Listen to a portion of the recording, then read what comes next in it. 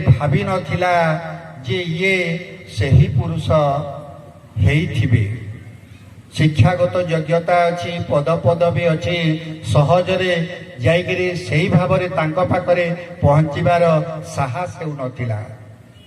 डकई पठेले डाक तांकु किंतु डाकिकी प्रणाम कला परे जड़े भाई कहले पश्चिम अंचल वर्तमान कहीं आसी ना प्रभु टिके आशीर्वाद कर दिंतु ना सेते बेले कौन से कि मंत्र करिवे कौन देवे अधम किंचन जाने ना खाली मुंड को टिके आउसी देइतिले किंतु गला परे कौनसी आउ काहाकू कहाकू ही ना शनिवार दिन राति रे आसी रविवार दिन गुरु को दर्शन करी दिन ना 2 दिन ना दीर्घ 2 वर्ष काल आसिक फेरिला परे